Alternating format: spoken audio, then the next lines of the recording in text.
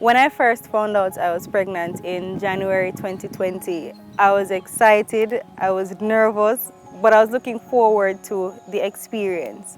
So much so that at first I didn't feel like I was pregnant, so I started getting used to the belly.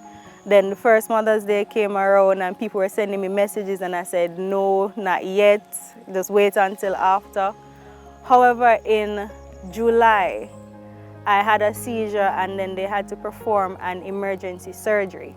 This emergency surgery meant that the baby would become early and he would be premature. I had a son, his name was Ace Nevadra White.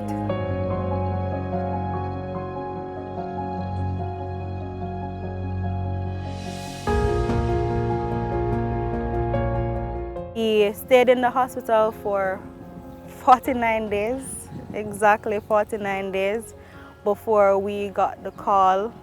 And when we went to the hospital after receiving this call, we were told that his heart failed and they could not get him back, and then that's when we found out that he died in August. I was really looking forward to being a mother. This was something that I dreamt about as a child.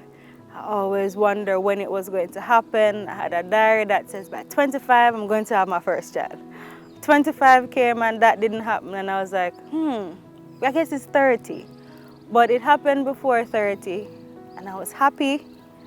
But then I guess the whole tragedy of it, and I'm still processing it to this day. August 2020, I'll never forget it. And because of that, I remember crying because I was waiting on them to say to me, he's coming back, he's coming back. On that day, it was the third time I held my son. And the third time was actually when he was dead. The hardest part really was having to go through the process of going to the parlor. I am afraid actually of hearse. I am afraid of anything to do with funeral homes, and having to have to go there, identify the body, and to know that this is the last time I'll be seeing the child that I prayed for so many years. It was very heartbreaking. I think persons minimize the impact of a neonatal loss. Persons minimize the impact of miscarriages. They're saying, well, the fetus wasn't born, so did you really bond? Yes, they did. You bond from the beginning of the pregnancy. A baby died a few days or weeks after. Well, they never really lived long enough. Yes, they did. I think the community needs to understand that a loss is a loss. The meaning of the loss, the meaning of a neonatal loss to a parent, to a mom, and don't forget the fathers. Sometimes I find we forget the fathers grieve neonatal losses, miscarriages, etc. They do grieve as well. We grieve differently, but they do grieve. The other aspect about neonatal losses, the grieving of it tends to be futuristic. We continue to grieve it in the future because there are times when the mom will say, she would have been 3 years today. Should have taken the PEP. Should have gone to high school. So it goes on into the future. It's not just a loss that has gone and I move on. It's there and the triggers will be there. What people don't understand is me crying is my way of dealing with it. My way of letting out my emotions, because sometimes I cannot explain exactly how I'm feeling. So I have to cry. So person saying to me, oh, it's your first child, you can go again, you know now that you can actually have a child, just try again. Tom or Jane did lose their first child and them have 3 kids now, so they can do it. Those type of things hurt me because I don't know if that's going to be my only child. I don't know if I'll have kids again. All I have right now is just the memories to say, I had a child, I named this child, I have birth certificate to show for this child, but I also have a death certificate to remind me that this child is no longer here. We never forget a loss. We don't get over a loss. we learn to live with the loss. And so the pain, the grief pain, is still there, but over a period of time you start to accommodate the pain with hope, the pain with love. So the pain is still there.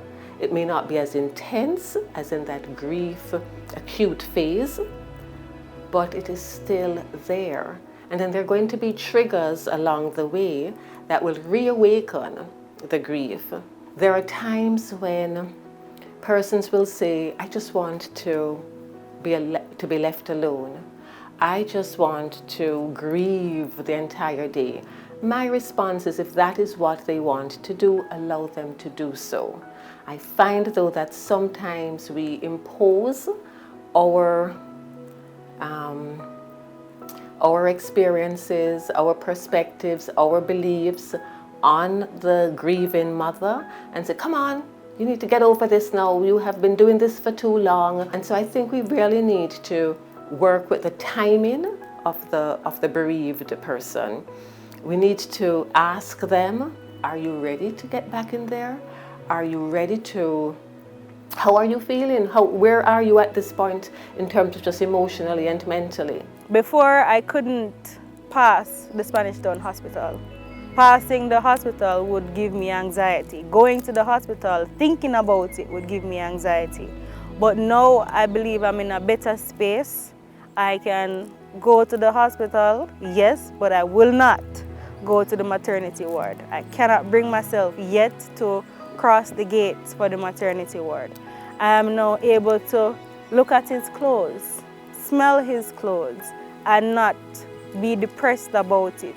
I've find myself in a position where no longer hearing that someone else is pregnant doesn't make me cry. No longer hearing that someone else is pregnant doesn't make me say, I wish it was me. I've now been able to gradually take myself out of that spot.